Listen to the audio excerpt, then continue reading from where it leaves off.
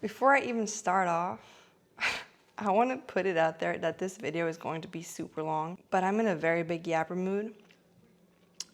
So just hang in there, okay? I know that I usually make my content strictly about like gym stuff, but I don't want to talk about physical well-being as much today and more about emotional well-being, keyword being emotional.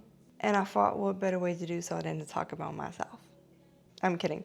I am going to talk about myself, but there are a bunch of great ways to talk about this without talking about yourself.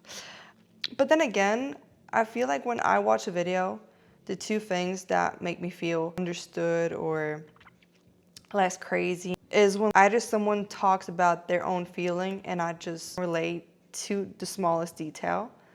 And the second one is when someone is explaining a feeling, whether it be like on a podcast or like their own feelings. And after listening to them, I have like an explanation to how I am feeling or was feeling. So yeah, let's get into it, I guess. I think the biggest thing I've learned being away from my comfort zone is that my comfort zone is actually away from my comfort zone. People always go back to like what they know and like what reminds them of the environment they grew up in, and that's what we call like our comfort zone. I don't know about you guys, but I like my actually feel good and not just be like a familiar environment. Because like, let's face it, most of our comfort zones are just toxic environments we're used to. But I'm no professional to be talking about that, so let's just go back to what I was trying to say. All this mindset or like things I'm feeling and thinking now were confirmed by me leaving, but for that I want to rewind back to even before I started my gym journey, going to my gym journey, and then explaining why I now actually am a fitness coach, instructor. I don't know how you want to call it. Anyway, I'm like losing the point here. From a very young age, as a lot of kids, I got bullied in school. I had some health issues and then I got bullied in school, and I was very, very unhealthy skinny. Okay? I was not healthy. I was really not okay. But basically when I went to high school, in that moment, especially after like being bullied for like 3 years, all I wanted to do was like make new friends, etc. I didn't know anyone, so I was like, oh my gosh, this is perfect. Let me start over. Yeah, I took that part a bit too serious and started lying about anything and everything. Not like never with bad intention. It was just I just wanted to be liked by other kids. I just wanted to have other kids' attention, and I used to like genuinely do everything for people's attention and to be liked and cared for. It didn't last for too long, but that's just how I started. And then I got into my first relationship, got heartbroken. And my coping in that moment was the gym. I was like, oh, I got cheated on. It's because I'm not good looking enough, or yeah, whatever. And I was just in that like, I don't need anyone. It's me, myself, and I against everyone. I'll just go to the gym and like da da da da. Yeah, we've all been through that. But gym is actually what helped me gain actual weight, because after like my health issues in school, my mom did her best to like feed me as much as she could, like just like get me back on like a healthy weight. But nothing actually worked as much as when I started going to the gym. And so I started changing physically, which then gave me attention that I wasn't getting before. So being still very vulnerable and not having a lot of self-worth, I started building that self-worth on male validation. So the more guys would think I look cute or whatever, the best I would feel about myself. I was just young and naive. I was a kid. It's been over like 6 years, 7 years. I've like obviously like learned to love myself differently without needing that. I don't even blame her. I used to blame her for a long time. I actually used to blame her for a long time because of everything I like did or how I let people treat me, men treat me. I then grew out of that, and I genuinely thought I was doing just fine before I left. I was like, family and friends are great. I feel good about myself. Something I realized that I probably wouldn't have realized if I hadn't left was that at this point, what I was doing was fighting how do I say this? I wasn't trying to make people like me, but I was trying to prove that I wasn't who I was anymore. I was still doing things to make sure that people knew or that I could validate the feeling that I wasn't who I was then. Because I think deep down, I was always saying like, oh, I feel like people still see me as that person, even though it's been like 5 or 6 years. I hope that they don't see me as that anymore, blah blah blah. But truth is, I've been thinking that of myself, genuinely scared that that was still the case. I'm like, how do I prove myself? But think like I was projecting on the other side. Like, how do I prove to people that I'm not that person anymore? Because I disliked the old me so much. And don't get me wrong, I don't regret anything in my life. I probably wouldn't do a lot now, but I don't regret any of it because I obviously wouldn't be who I am now or where I am now without that. Who knows where I would be? I don't know. Leaving and being away from like all the people that knew me or like knew the old version of me and being in an environment where like I didn't know anyone, I wasn't fighting an old version of me, an old expectation, is that right? Like that people could have of me. I was telling myself, okay, I'm not in Switzerland, I'm not in my hometown, but so what? Like am I going? Like am I gonna go back home and is it all just gonna come back up again? Or is the change happening if that's what's gonna happen? I don't want to have to leave my hometown to feel good about myself. Like, what do you mean I gotta leave here? I gotta flee? I gotta escape my hometown to feel good? No. I would have never realized that I was holding that over my own head. I was always blaming like people talking. Oh no, it's people talking. It's people talking. It's you talking. You're hearing yourself. Cause let's be honest, there are not enough crazy people on this earth. No one is gonna come up to you, look you dead in the eye and be like, you're doing all of this wrong. The only time where anyone is boldly saying, oh, like judging you're doing this and this wrong is usually online where you don't even know who that person is or behind your back. No one is coming up to you telling you. So why would you give them that much attention when they don't even have the guts to tell it to your face? And truth is, like, as I said, they're not the issue. You are.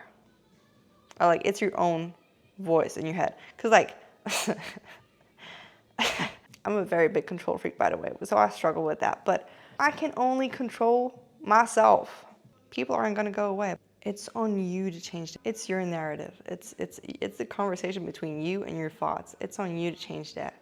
You're blaming people that aren't even in the conversation. Don't blame yourself for caring about what people think. It is so easy to care about what people think or like what we look like or what people could say about us nowadays, way more than it was before, especially now with social media and everything. Because it's so much easier to judge people now too. I don't think people can talk about this social pressure like on appearances enough, okay? Stop like just be like, ugh. No, I can't.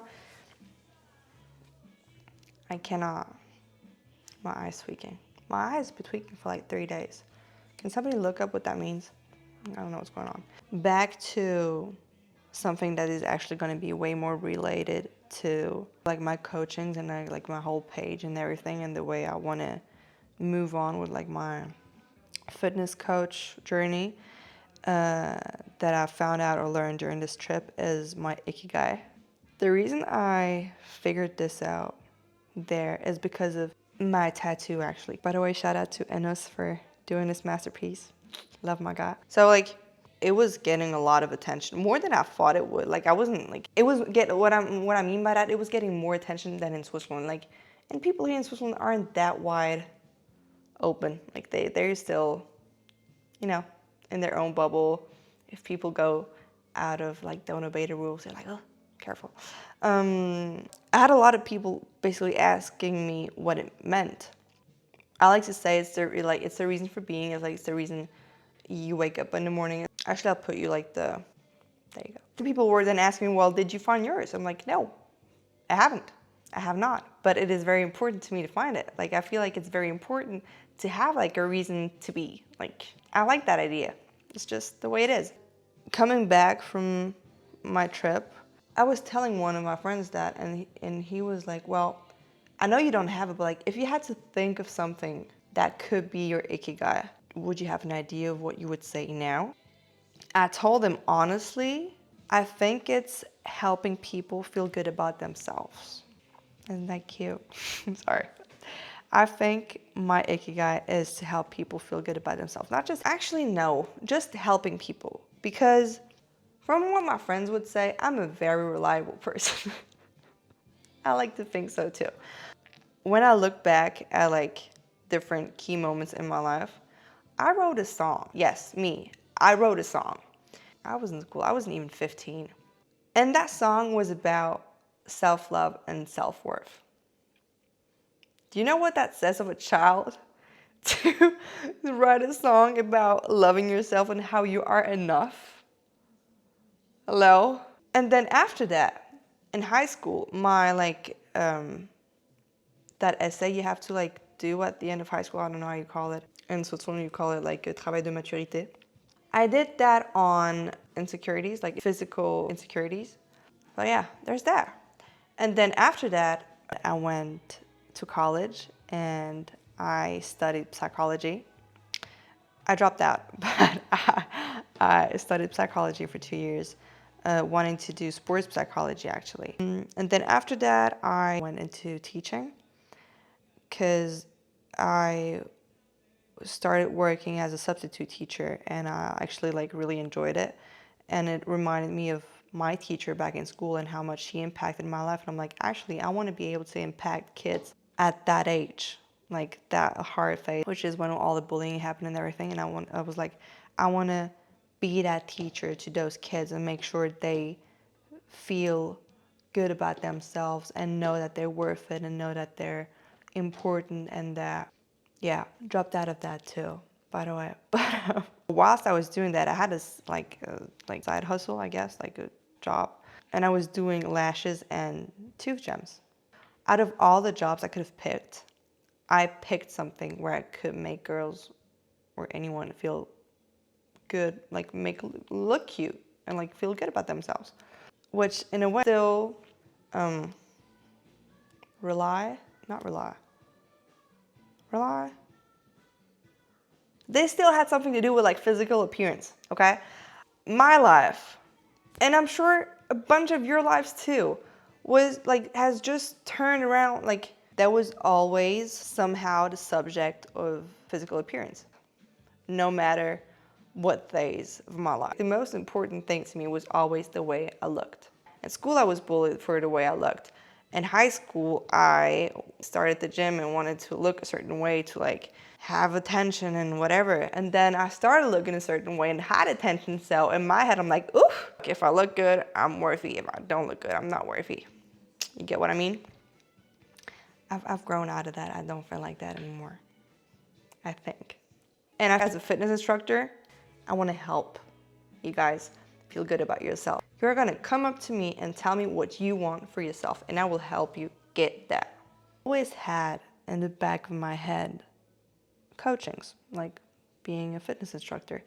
But I always put a lot of pressure on myself on what I wanted to do in my life, and I thought that what I chose I had to do for the rest of my life. And I was like, I don't know if I could see myself being a fitness instructor for the rest of my life. So I never actually fully started. But dropping out of college twice and like, you know, having all that going on, I finally detached myself from the idea that I had to figure it out now and started doing coachings because I'm like, I love going to the gym.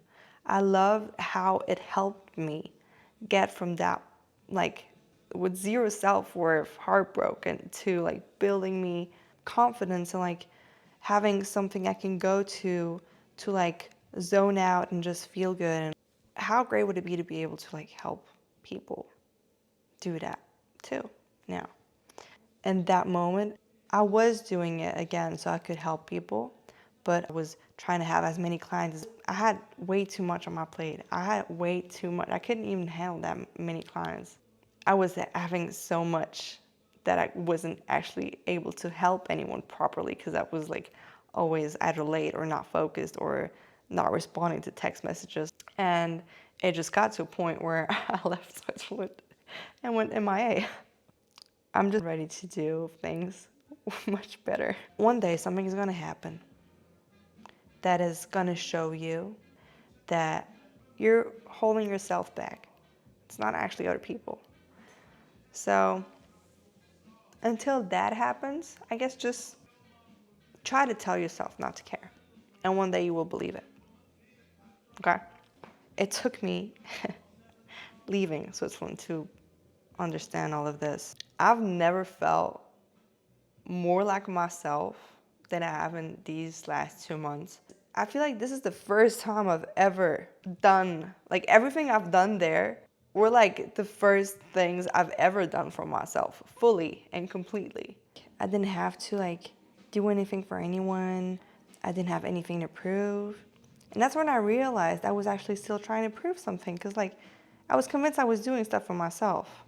Then I suddenly was like, wait a minute. I'm like, I thought this was me, but like, no, this is me. Ask yourself, am I doing this for myself? Or am I doing this to prove something? Or because someone or something made, like, if no one was watching me, if no one I know was gonna be there, am I still gonna do this? And you don't have to say it out loud. People don't have to know that you think that you feel like that, because that's something else. Like 5 years ago, no one was gonna hear me say, oh, I'm doing this for male attention. Nobody was ever gonna hear that from me. But like 2 years later, I'm like, yeah, I was really insecure back then and like I needed validation. And now I needed to prove I'm not that person anymore, but I actually believe that I'm not that person anymore, so I'm fine. Once you believe that yourself, you don't really care anymore. Or you're not gonna try to like go crazy about proving them wrong. Make sure you're like doing this for yourself. Anything, everything. And it's not gonna like feel great. I'm not saying it feels great. But the outcome though is the best you could ever ask for.